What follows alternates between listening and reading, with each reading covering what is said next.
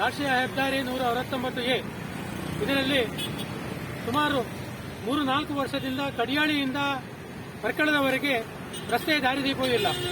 ಹಾಗಾಗಿ ಇಲ್ಲಿ ಬಹಳಷ್ಟು ಈಗ ಇತ್ತೀಚೆಗೆ ಅಂತೂ ಒಂದು ಮಹಿಳೆಯನ್ನು ಹಿಡಿದು ರೇಪ್ ಮಾಡುವಂತಹ ಪ್ರಸಂಗವೂ ಬಂದಿದೆ.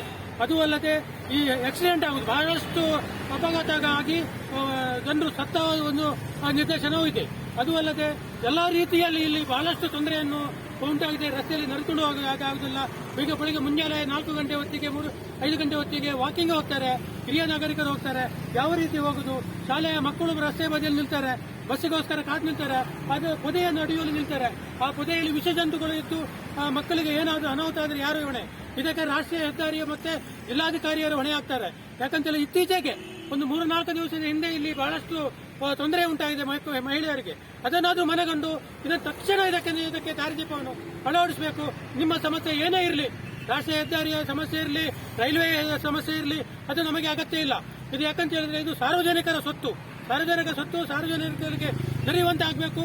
ಈಗ ಒಂದು ದೀಪಾವಳಿಯ ಪ್ರಯುಕ್ತ ಇಡೀ ಕರ್ನಾಟಕ ದೀಪ ಬೆಳಗಿಸುವ ಸರ್ಕಾರ ಈಗ ಜನರಿಗೆ ಕತ್ತಲೆಯ ರೀತಿಯಲ್ಲಿ ಉಂಟಾಗಿದೆ. ಇದಕ್ಕೆ ತಕ್ಷಣ ಇದನ್ನು ಮನಗಂಡು ನಮ್ಮ ಇದಕ್ಕೆ ಸಮಸ್ಯೆಗೆ ಬಗೆಹರಿಸಬೇಕಂತೇಳಿ ವಿನಂತಿಸಿಕೊಳ್ತಿದ್ದೇನೆ. ರಾಷ್ಟ್ರೀಯ ಹೆದ್ದಾರಿಯವರಿಗೆ ನಾನು ಗಮನಕ್ಕೆ ತಂದಿದ್ದೇನೆ. ಅವರು ನೀವು ಪ್ರತಿಭಟನೆ ಮಾಡಿ, ತದನಂತರ ನಾವು ನಮ್ಮ ಸರ್ಕಾರಕ್ಕೆ ತಿಳಿಸ್ತೇವೆ ಅಂತ ಕೂಡ ಹೇಳಿದ್ದಾರೆ. ಯಾಕಂತೇಳಿ ಅವರಿಗೆ ಧೈರ್ಯ ಇಲ್ಲ. ಸರ್ಕಾರದವರು ಮಾಡ್ತಾರೆ ಧೈರ್ಯ ಇಷ್ಟು ಮಾಡಿದ್ದಾರೆ. ಇದಕ್ಕೆ ಸಂಪೂರ್ಣವಾಗಿ ಇದಕ್ಕೆ ಅವರು ಇದನ್ನು ದೀಪ ಅಳವಡಿಸಬೇಕಂತೇಳಿ ನಾನು ವಿನಂತಿಸಿಕೊಳ್ತಿದ್ದೆ. ಯಾವ ರೀತಿ ಡಿವೈಡರ್ನಲ್ಲಿ 2 ಕಡೆಯ ಭಾಗದ ಮಧ್ಯದಲ್ಲಿ ಏನು ಕಂಬವನ್ನು ಅಳವಡಿಸಲಿಕ್ಕೆ ಏನು ಮಾಡಿದ್ದಾರೆ, ಅದಕ್ಕೆ ನಾವು ಕಂಬದ ರೀತಿಯಲ್ಲೇ ಈಟಿಗೆ ಮುಖಾಂತರ ನಾವು ಸರ್ಕಾರದ ಎಚ್ಚರಿಕೆ ಆಫೀಸರ್ಗೋಸ್ಕರ ನಾವು ಇವತ್ತು ಪ್ರತಿಭಟನೆಯನ್ನು ಮಾಡ್ತಿದ್ದೇವೆ.